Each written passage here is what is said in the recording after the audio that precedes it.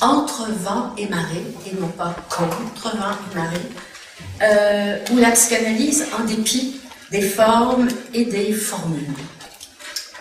Vous présentez Jean-Charles Crombé, je pourrais vous dire qu'il est médecin, qu'il est psychiatre, qu'il est psychanalyste. Je pourrais vous décrire son parcours professionnel qui est très riche. Il a publié, la liste est longue et son parcours est impressionnant et intéressant. Mais ça ne vous parlerait pas de lui comme personne, comme une personne. Alors que tout son travail consiste justement à rencontrer ou alors à faire advenir une personne. Travail de psychanalyste, justement. Or, être psychanalyste, est-ce une identité? Est-ce que c'est une carte de visite? Il va nous donner des pistes. Être psychanalyste, est-ce encore subversif dans un univers d'uniformisation et de rectitude politique?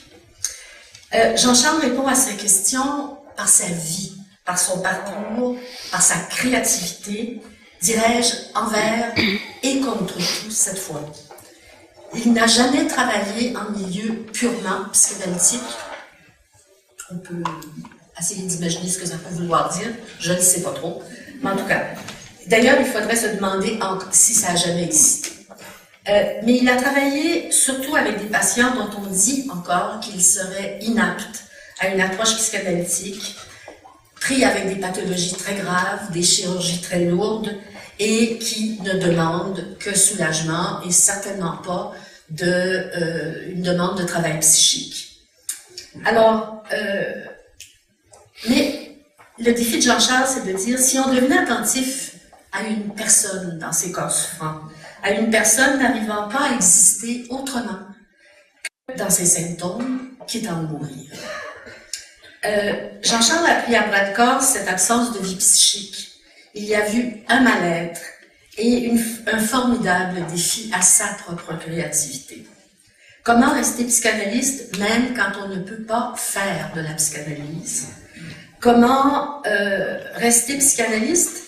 Et je reprendrai Yvon Deschamps ici, être psychanalyste, que ça donne. Alors peut-être aussi, faut-il parfois se perdre un peu pour répondre un peu à ces questions. Jean-Charles Combès va parfois marcher dans un ou l'autre désert. Il est pilote d'avion. Vous verrez jusqu'où il peut nous emmener. Triste, rigide, dépasser la psychanalyse. Jean-Charles Combé nous offre une partie de la réponse.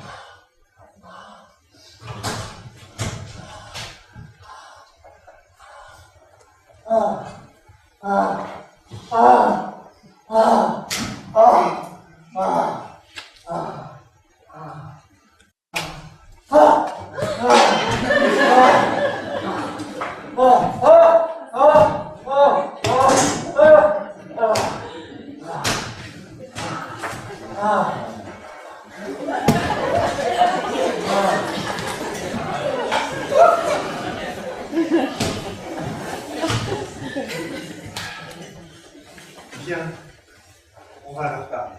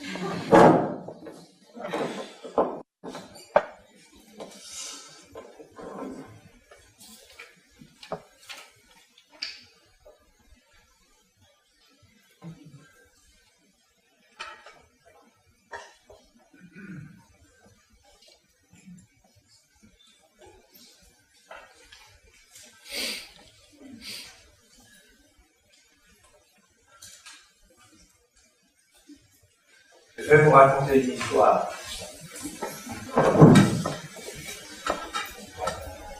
Une simple rencontre. Avec une personne, une patiente, comme on dirait, qui me regardait comme médecin. J'arrive à l'hôpital un matin, tout à l'heure, pour commencer des rendez-vous. J'attends devant l'ascenseur qui continue de ne pas arriver.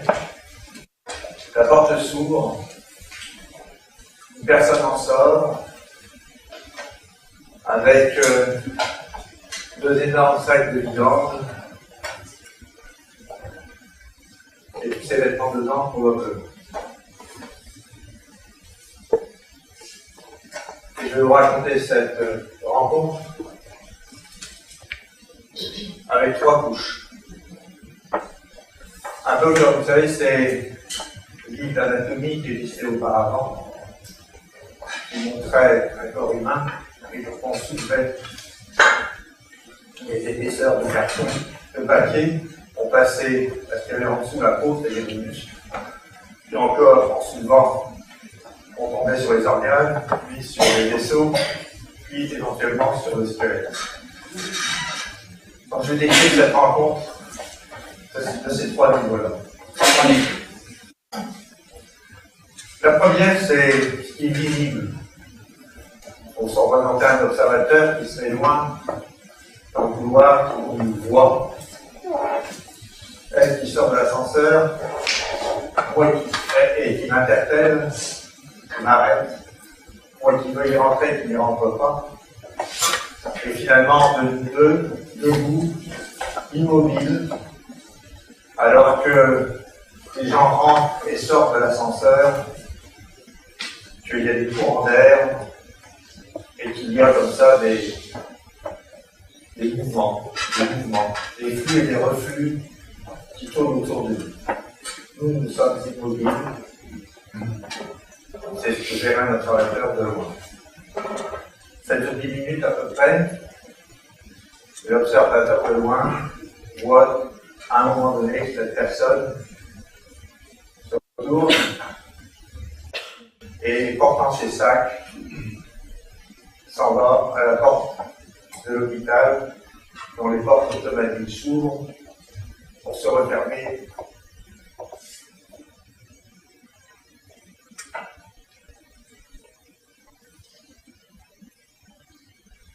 Derrière elle. Et moi, je prends l'ascenseur et je monte dans l'ascenseur. Ça, c'est la première chose. Et en s'approchant, deuxième niveau, on va pouvoir entendre ce qui s'est passé. Dès qu'elle m'a vue, elle a commencé à me parler de son éjection du service de psychiatrie. C'était un congé, mais elle vivait comme une éjection. Et donc elle parle de ses douleurs, de sa précarité, de son désespoir. Elle est perdue, elle ne sait pas où elle est.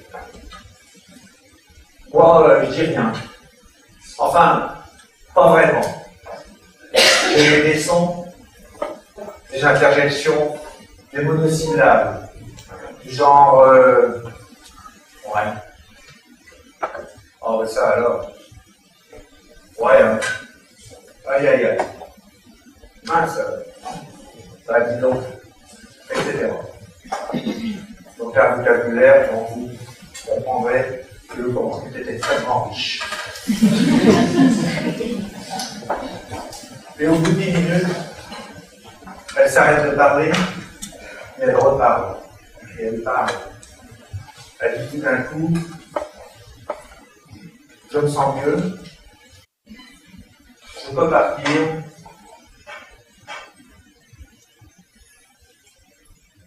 je vous remercie. Le troisième niveau, je vous en parlerai dans un moment, ce sera mon thème, mais je voudrais d'abord vous poser une question. Dans ce changement qui s'est passé au cours de la rencontre, et je dirais contemporain à la rencontre pour être prudent, parce que peut-être c'est pas causé par la rencontre, je n'en sais rien. En tout cas, contemporain à la rencontre, je vais poser une question qui tue. Est-ce que j'ai fait de psychothérapie? D'autant nommer cela de psychothérapie. Je rappelle que par la loi 21, la psychothérapie a été définie comme un traitement. Maintenant, légalement, c'est un traitement. Juridiquement, c'est un traitement. Un traitement psychologique qui ne trompe pas pour un trouble mental, des perturbations mentales ou tout autre problème. Mais le problème n'est pas le problème. Le problème, c'est un traitement. Alors si oui, si c'est un traitement qui s'est passé dans l'événement que je viens de vous raconter, je vais vous demander de réfléchir si c'est un modèle psychodynamique, un modèle cognitivo-comportemental, un modèle existentiel-humaniste, un système systémique communicationnel.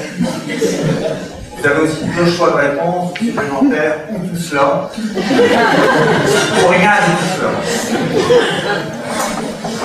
Et sinon, si ce n'est pas de la psychothérapie, que s'est-il passé dans ce qui s'est passé? Peut-être que vous avez la possibilité d'aller chercher dans ce qui est défini par la loi comme n'étant pas de la psychothérapie. c'est-à-dire une rencontre d'accompagnement, une intervention de soutien ou une intervention de crise, parmi celles qui sont proposées n'étant pas d'accompagnement.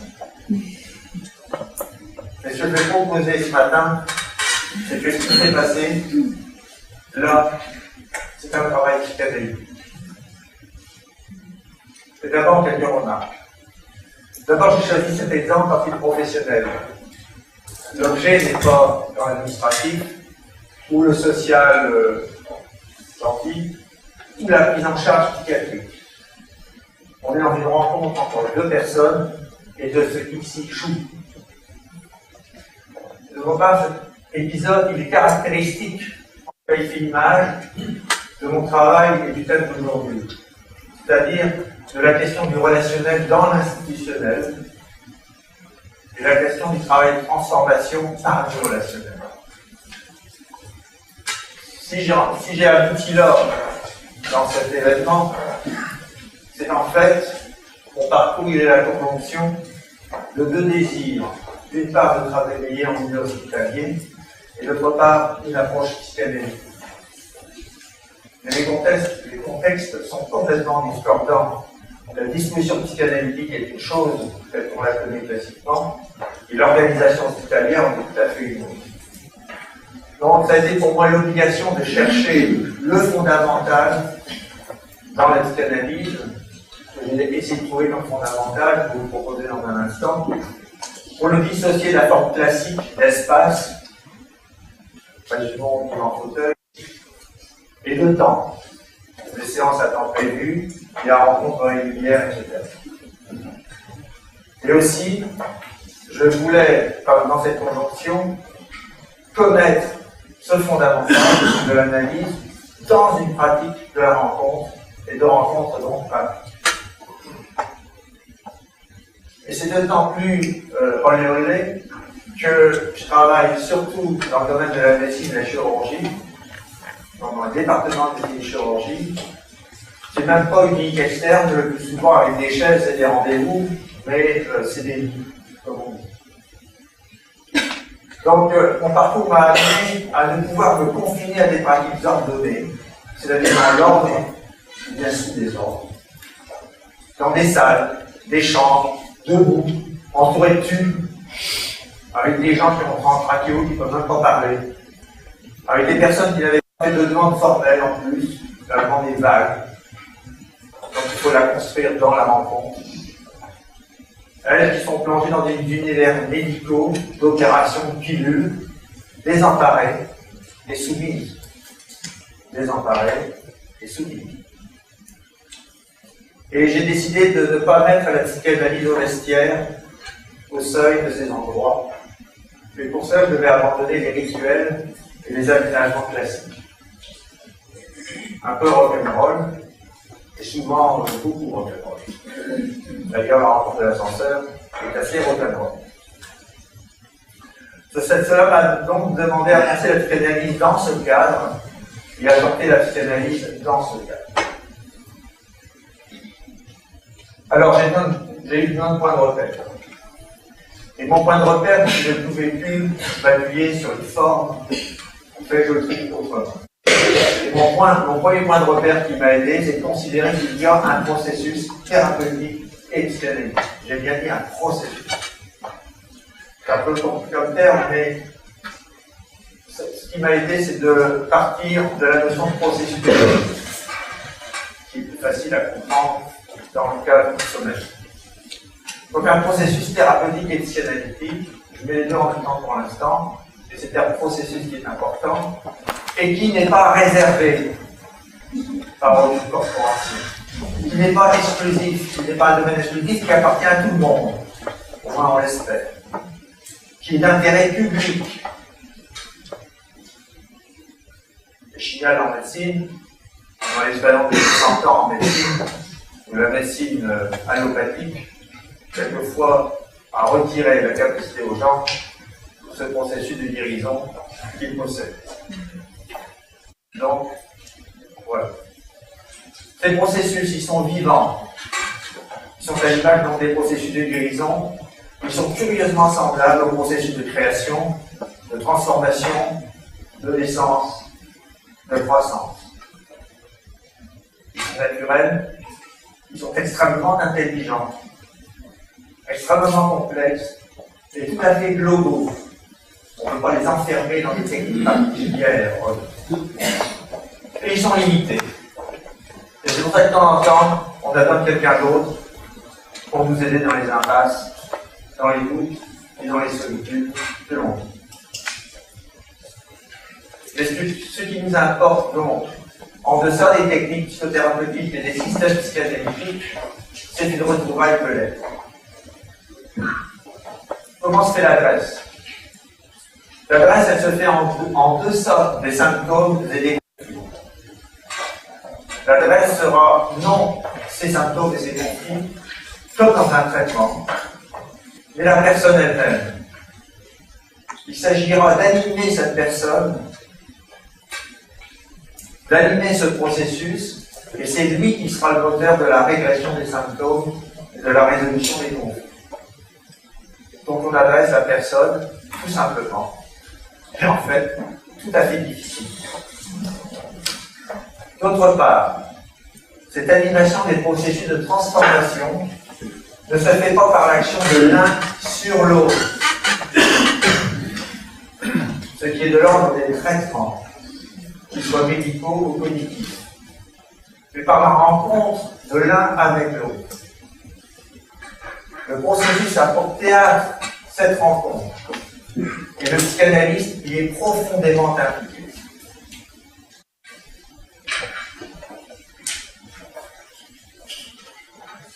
Je vais vous parler un peu de la psychanalyse telle que je la conçois, avant d'avancer plus loin. Si je vais définir, porter une définition de la psychanalyse aujourd'hui, pour prendre ma vision, et à mon élan, dans le cadre de notre rencontre d'aujourd'hui, ce serait la proposer comme un processus de connaissance. Et connaissance dans les trois acceptions de ce terme.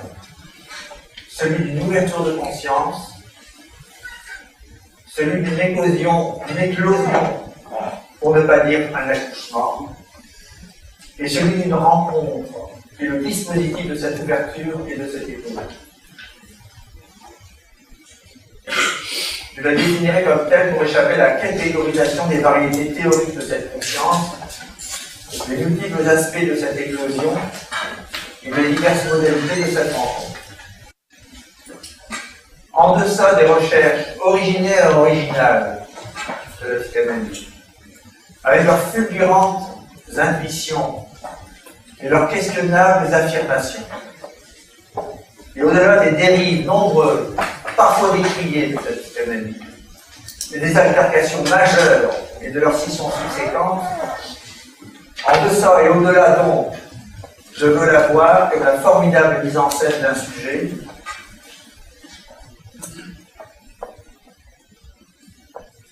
de sa vie intérieure, de sa pensée, de son histoire, de sa mémoire, de son désir, de tout essentiellement humain, mystérieux, illogique et personnel.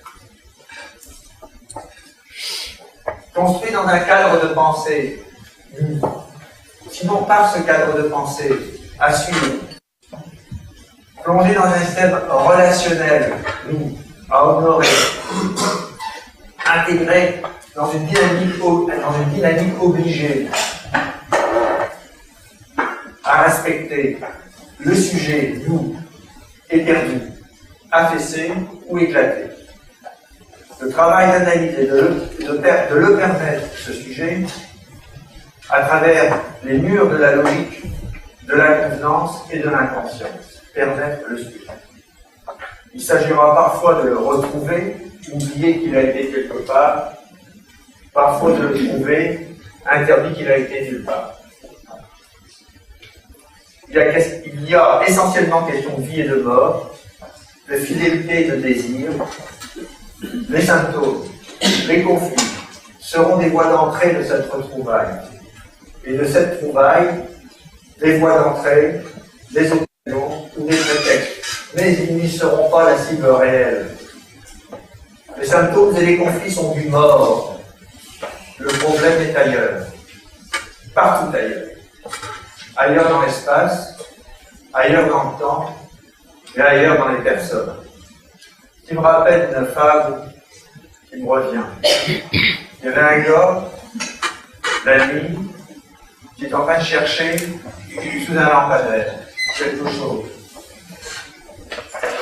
Il y a un passant, le voit, et voulant l'aider, se décide de chercher avec lui sous le lampadaire pendant un certain temps. Et au bout d'un temps certain, il demande à cet homme, le passant demande à cet homme, mais qu'est-ce que vous cherchez? Et le gars dit, je cherche ma clé.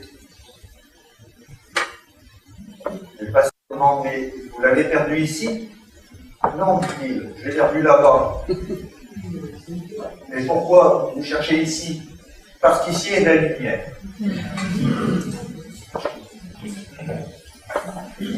La psychanalyse, on cherche ailleurs. Et non pas là où il y a de la lumière. Alors la rencontre psychanalytique sera un creuset de cette reconnaissance.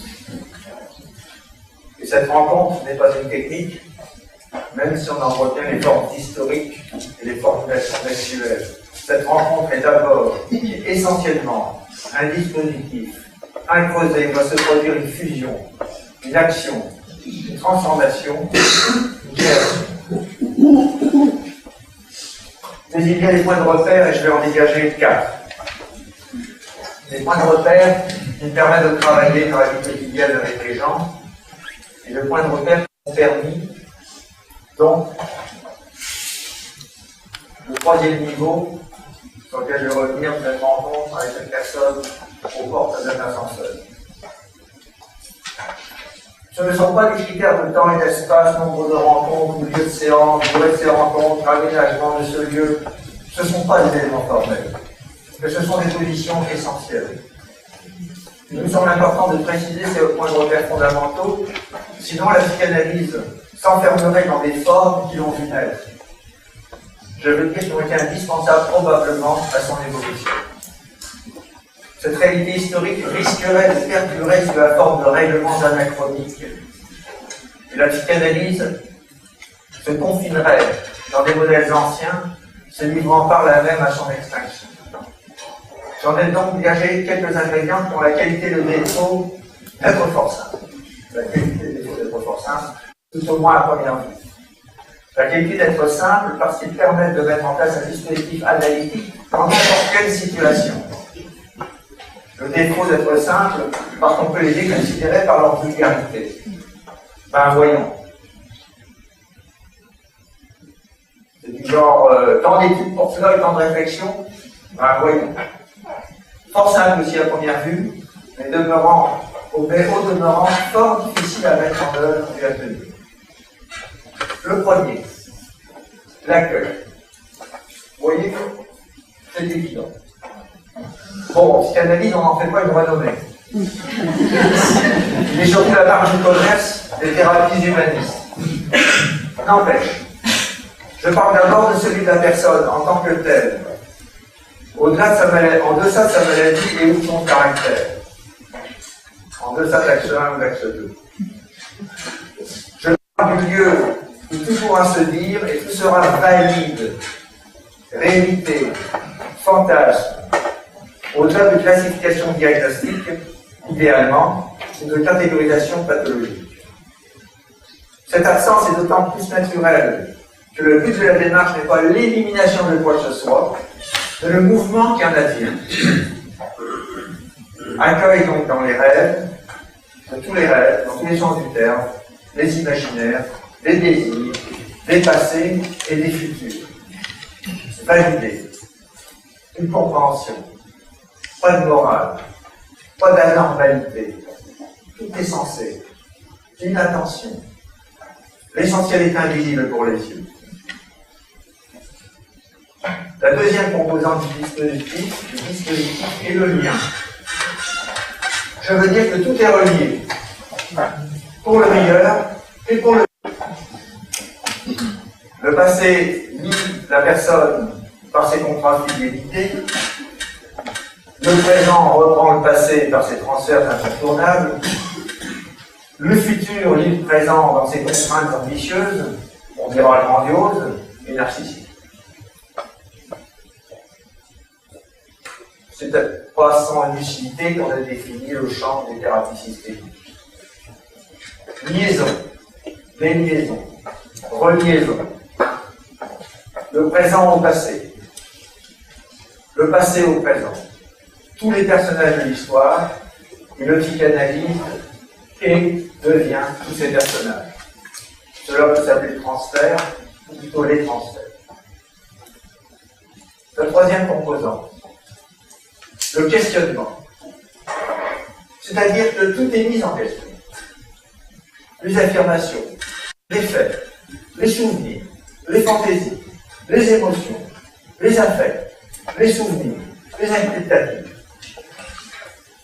Mais on questionne, c'est pas pour savoir, c'est pas pour avoir des informations, c'est pour soulever, c'est pour permettre, soulever des certitudes, des a priori, des enseignements, des théories, sur tous les pays. Tout est construction. Et les maladies aussi. Une personne me disait après plusieurs mois d'analyse, chaque fois qu'on vous parle, vous êtes toujours étonné. Quoi qu'on vous dise.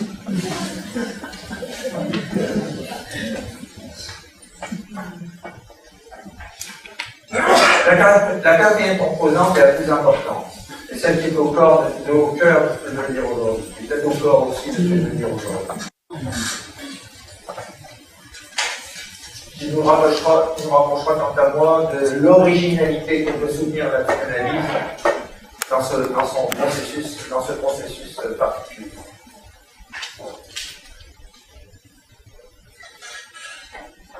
Donc, redisant qu'Alchimie est un lieu d'affirmation de l'existence, de la réalité des liens inconscients, des compatibilités, de l'ouverture au questionnement, on arrive donc à ce quatrième livre.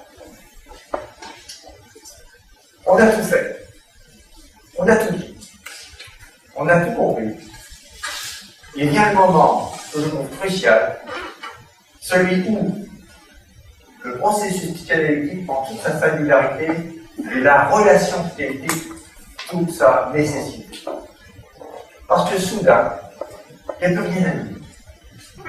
Il n'y a plus rien à imaginer. Et il n'y a plus rien à comprendre. De part et d'autre. Une immense ignorance, une immense impuissance se répand. L'analysant ne sait plus quoi penser, et le psychanalyste ne sait plus quoi dire. C'est, je pense, le moment de vérité et le lieu de bascule. C'est là où le regard va changer. Cet instant, longtemps évité, foncièrement désiré, à l'insu de notre bon vouloir.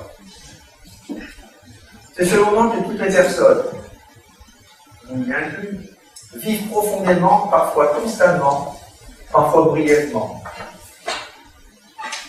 Donc souvent on souffre et qu'on ne peut partager.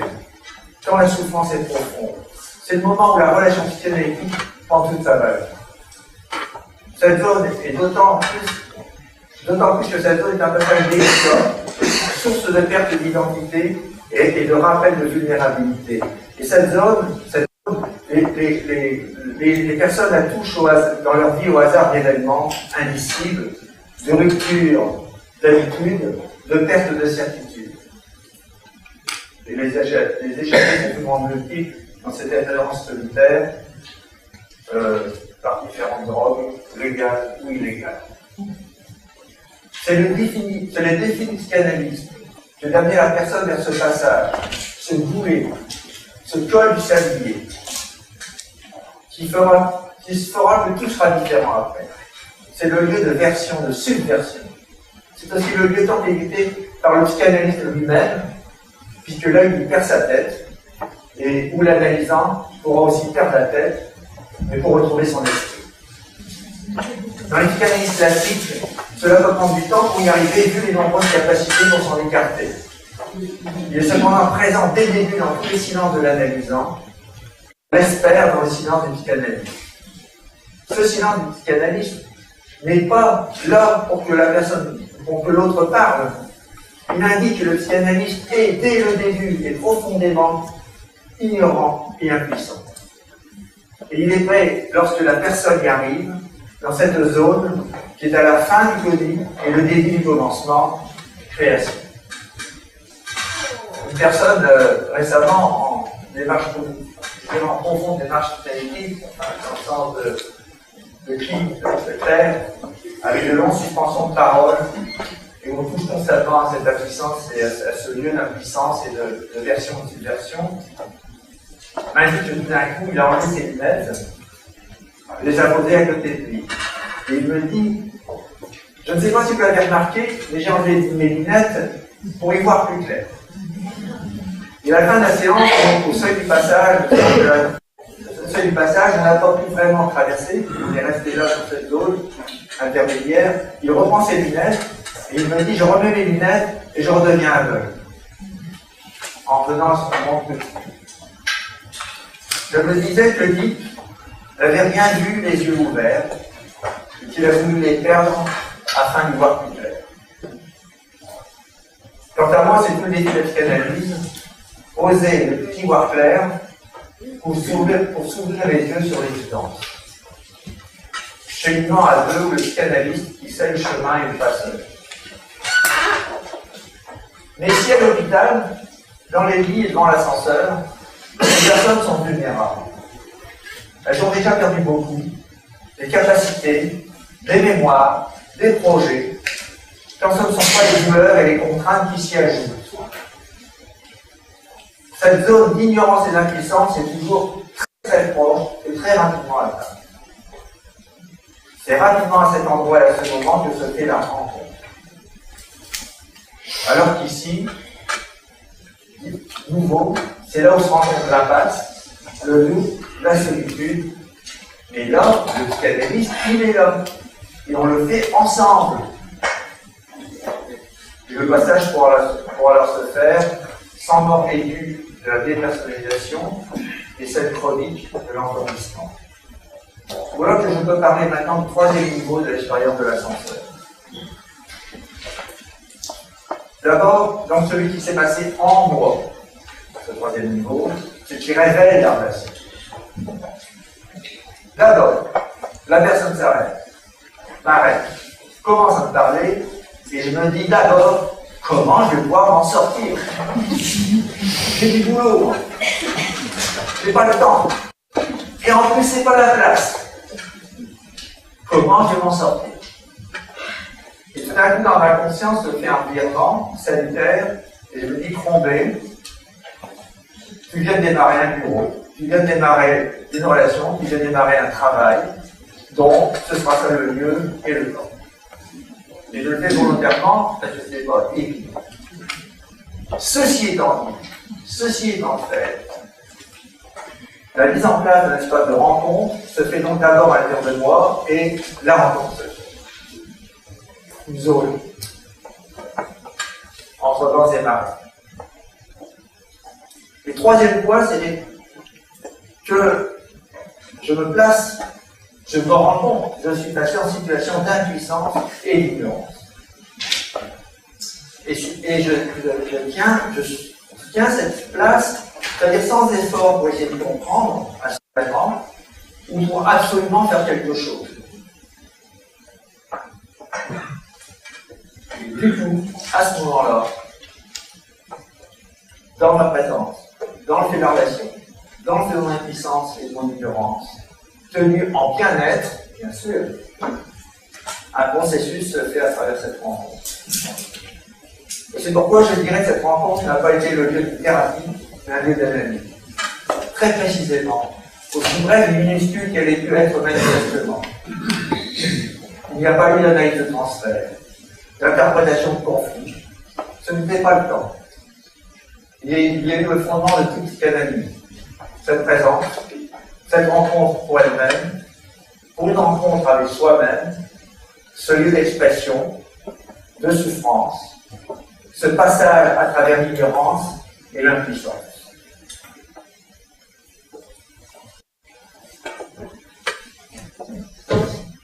Je vais mieux, je peux aller. Merci beaucoup.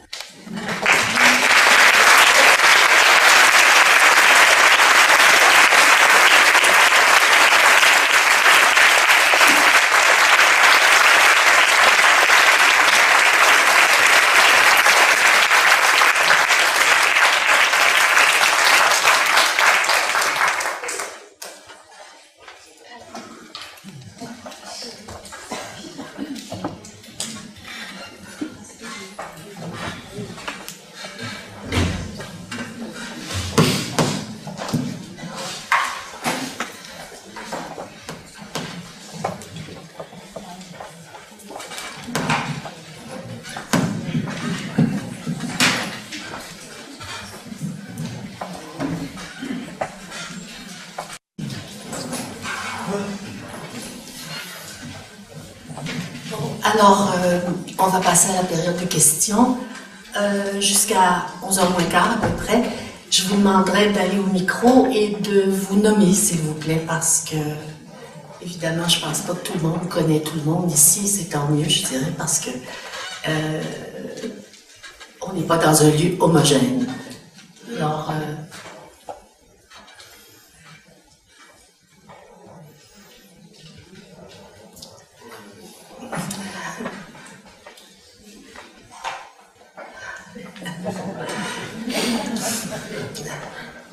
c'est clair que des questions conventionnelles,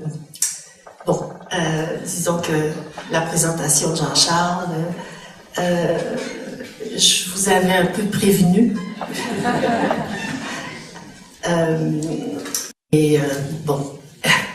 Alors peut-être qu'il y a quelque chose qui se passe pour le moment un peu en deçà des mots, mais il faut peut-être oser.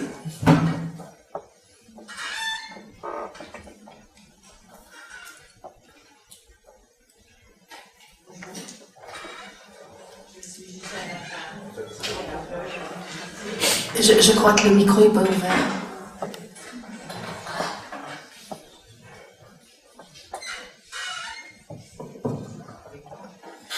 Bonjour, Ghislaine Laflamme, psychothérapeute psychanalytique. Je travaille avec les psychotiques par approche que je vois psychanalytique depuis 1998, en bureau privé comme dans un milieu institutionnel.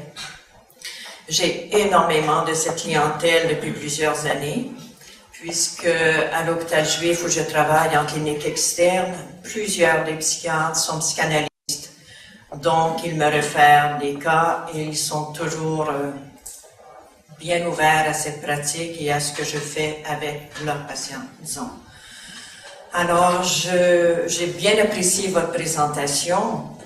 Et cette façon que vous avez à adapter l'approche psychanalytique dans différentes situations, je me suis rappelé moi aussi ce que vous avez dit au tout début, l'une de vous, la position de René Roussillon depuis plusieurs années, quand il nous racontait par exemple lorsqu'il marchait avec certains après l'émeute, on va dire, de Paris, avec certains de ces jeunes, puisqu'ils ne pouvaient même pas s'asseoir en face à face. Alors, j'aimerais avoir votre idée, ou quelques pistes, par exemple, sur ce que vous pouvez dire d'une approche, des approches différentes auprès des psychotiques dans les hôpitaux, qu'on pourrait faire différemment et qui pourraient être forcément utiles. Merci.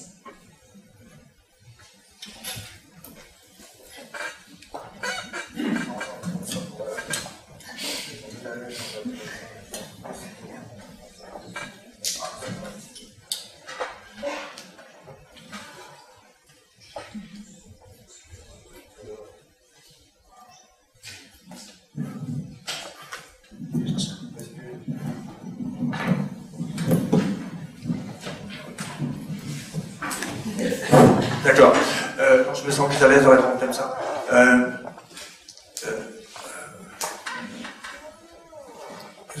J'ai l'habitude, c'est comme ça, de ne pas vraiment répondre aux questions. Je laisse plutôt venir quelque chose en moi qui vient, et puis vous verrez si c'est une réponse. Je me sens plus à l'aise de cette façon de le faire. D'ailleurs, c'est ce que je fais en général en analyse et en thérapie, parce que, comme me disait une fois un de mes confrères, il dit, quand je parle en analyse, je ne sais pas ce que je dis, mais je sais ce que je fais. Ce qui est pas mal, quand même.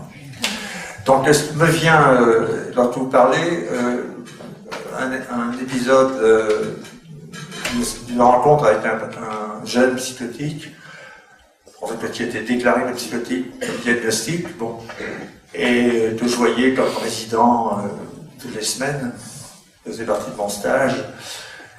Et donc, il délirait à fond. Et moi, je jouais là-dedans. Je me souviens notamment, j'étais à quatre pattes, on jouait à cache-cache à travers le bureau et les pattes des tables et des chaises. Vous voyez le genre de truc classique. Hein. Ce qui est bien d'ailleurs dans la thérapie avec les enfants, c'est qu'on apprend beaucoup ensuite à être beaucoup plus intelligent avec les adultes. C'est très intéressant. Et puis tout à coup, à la fin de rencontre, où il continue à délirer, ça avait l'air c'était ça, je dirais, le priment de Mauvin d'ailleurs de nos rencontres. Il me dit, je vous ai bien vu, hein. Vous pensiez que je délirais. Et c'est la première fois où il y avait comme ça il se différenciait de son propre délire, il naissait comme personne, et qui me le disait de cette manière, sans trop être certain que c'était pas dangereux pour lui, bien sûr, pour qu'il jouait à ne pas l'être, tout en commençant à l'être. Il n'est pas facile de se séparer de son symptôme, parce qu'on rencontre la liberté, et la liberté est quelquefois plus effrayante que l'aliénation par le symptôme. Je vous en prie. Moi j'interviendrai, est-ce que je peux rester là, vous m'entendez? Le micro, je pense, sera mieux pour tout le monde. Est-ce qu'il marche les micros? Bon. Marie-Ange Candian, de Québec. Oui. Vous avez parlé d'étonnement. Pardon, d'étonnement. Que vous êtes toujours étonné. Et il m'est revenu en tête une phrase d'un superviseur que j'ai eu il y a longtemps et qui parlait d'étonnement thérapeutique. Ah, tu sais, d'être étonné. Alors, moi, je vais vous communiquer quelque chose qui me vient en ce moment, mon étonnement par rapport à vous. Je me disais, pourquoi les gants blancs? Pourquoi vous gardez les gants blancs? Est-ce que c'est pour répondre avec des gants blancs aux questions? C'est ça qui me vient. Elle est loin.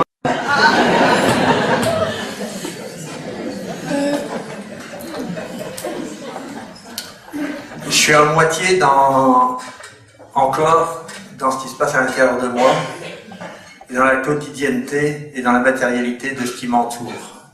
Et le gant sert de lien entre les deux. Je réponds si bien.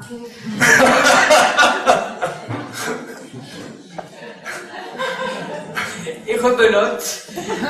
Vous me faites penser au mime Marceau. Ouais. Je me souviens, j'étais enfant, puis j'ai vu le mime Marceau coincé derrière son masque son sourire, et puis souffrant derrière. Oui, tout à fait. Puis c'est une association par rapport à ça qui me vient aussi. Alors. Et je n'avais pas prévu ça du tout dans toute ma préparation intérieure, parce que tout ça s'est fait intérieurement. Je n'ai jamais joué, ça s'est fait intérieurement, essentiellement intérieurement. J'ai simplement été voir ce qui était pratique et pas pratique, si le rêve pourrait s'incarner dans une réalité. Et ce qui m'a étonné et ce qui m'a plu dans ce qui s'est passé, c'est que j'ai entendu mon souffle et que je n'avais pas du tout prévu ça. Et donc j'ai utilisé le souffle pour exprimer encore davantage ce que je voulais exprimer. J'y pense parce que pour le Marceau, on n'entendait pas le souffle, mais c'est vraiment intéressant dans cet univers-ci que le souffle soit présent aussi. Je m'appelle Fabienne Espagnol, je travaille en première ligne dans un C3S, celui de Jeanne Mans. En fait, nous on a la chance de pouvoir travailler beaucoup de liberté encore, et je considère que la psychanalyse est fondamentale dans ma façon de travailler. Mais moi j'ai jamais osé faire ce que vous faites. Pour moi, c'est ce que je veux vous dire, c'est que l'esprit dans lequel vous nous dites quelque chose aujourd'hui, c'est l'esprit dans lequel je rencontre chaque être qui vient. C'est une rencontre, mais je n'aurais jamais osé faire ce que vous avez fait aujourd'hui. Alors pour moi, vous êtes un peu là, aujourd'hui, un modèle de la liberté, du jeu d'enfant. Je me trouve un grand enfant, aujourd'hui encore. Et c'est l'enfant dans tout ce que je trouve qui est de la beauté, que je voudrais aller jusqu'au bout de ma vie comme ça, que ce soit dans mon travail de rencontre. J'ai un travail de rencontre parce que je crois que c'est toujours, qu'on est toujours au travail. En tant qu'adulte, on doit être un adulte et en même temps toujours en sortir pour retrouver ce jeu de l'enfance que je trouve que vous avez osé faire aujourd'hui. Alors je vous en remercie beaucoup. Merci beaucoup. C'est très touchant. Villemère Paquin, psychanalyste, entre autres. J'ai pas de questions, mais j'ai une énorme question. quand on bascule, comme vous venez en tout cas de le provoquer pour moi, votre façon de présenter, d'être présent, pour moi, m'a amené, et je pense d'autres ici, à ce point dont vous nous avez parlé, de la bascule. Alors, je ne sais pas trop quoi dire après, mais je peux dire création, certainement. Certainement. J'ai quelque chose à créer aujourd'hui, demain, plus tard. Merci beaucoup. Merci, tout à fait d'accord. Et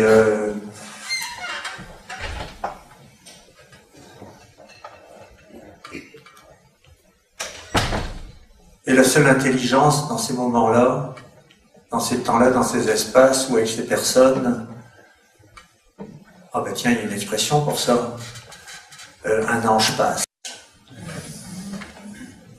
Et advienne que pourra. Exactement.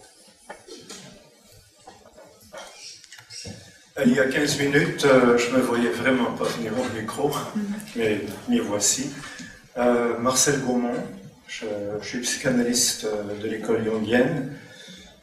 Je pratique la psychanalyse d'orientation jungienne depuis 1977, en fait. Je suis le premier à revenir de Zurich. Mais bon, j'ai aussi eu un supplément de formation à San Francisco, dans une approche néo-freudienne.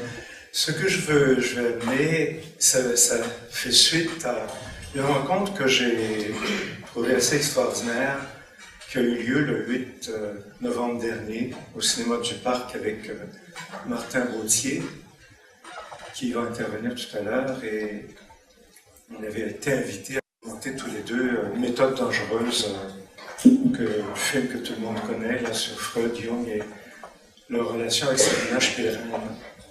Et on a fait allusion à ce moment-là au fait que, il y a 100 ans, s'est scellée la rupture entre Freud et Jung dans une lettre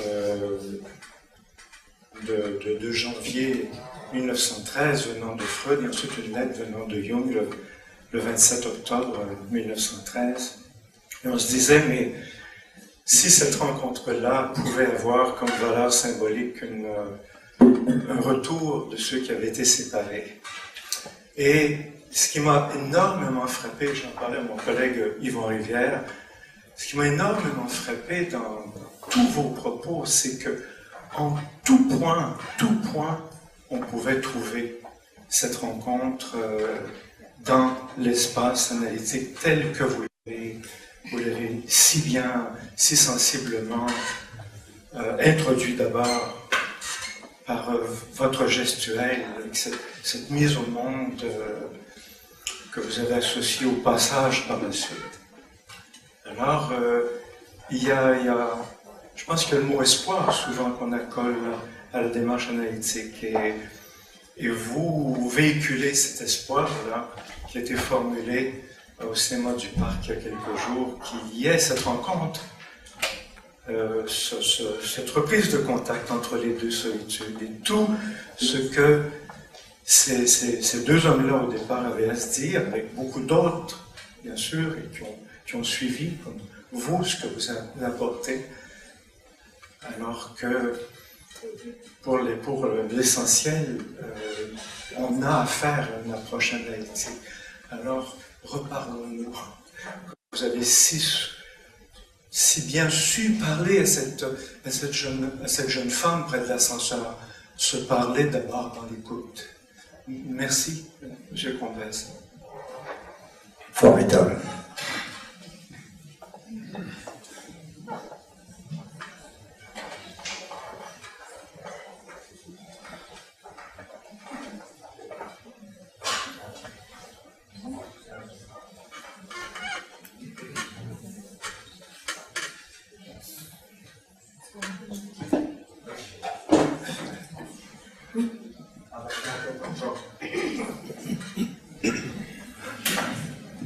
Jean Lapierre,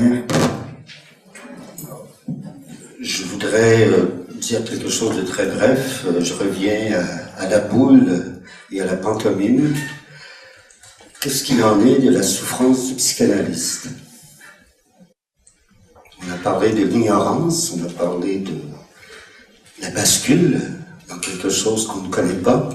Qu'est-ce qu'il en est de la souffrance de cet atlas portant le monde?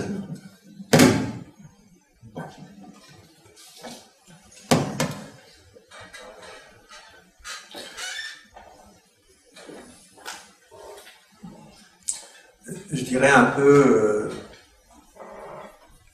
en mettant des mots simples,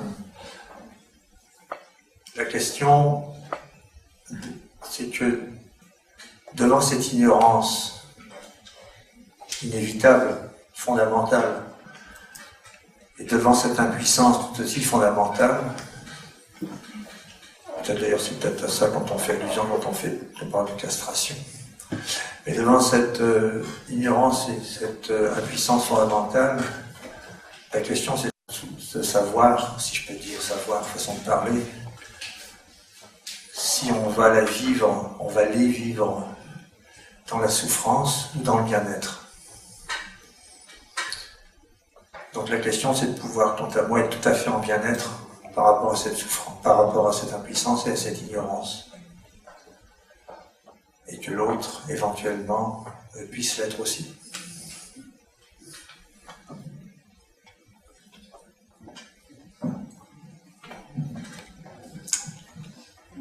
Question difficile que vous avez posée parce que je dirais oui, je ne veux pas répondre à la place de Jean-Charles, mais il faut aussi tolérer, je pense, et c'est pas nécessairement confortable d'être dans une zone d'inconfort, parce que si on y va dans l'impuissance et dans l'ignorance, on se retrouve dans une zone d'inconfort. Et je pense que si on a des réserves de créativité, c'est un outil qui peut nous permettre de tolérer, de rester là dans cette zone-là, et c'est pas nécessairement facile parce que c'est, je dirais, presque contre nature.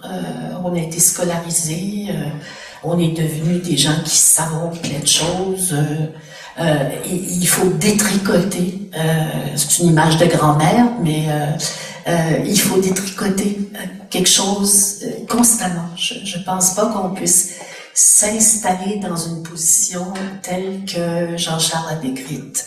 Je pense pas, en tout cas, je vais le dire pour moi, mais je pense pas pour lui non plus.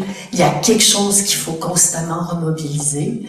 Et je pense même que la présentation de Jean-Charles aujourd'hui, c'est justement ce travail de remobilisation pour, entre autres, parler à des gens de tous horizons, de toute formation, et de faire en sorte qu'on sente qu'on a tous quelque chose en commun, alors que à un autre niveau, on sort de nos écoles, on sort de nos formations, etc.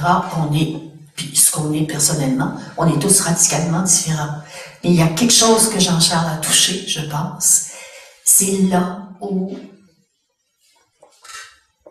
la raison pour laquelle on fait le travail qu'on fait.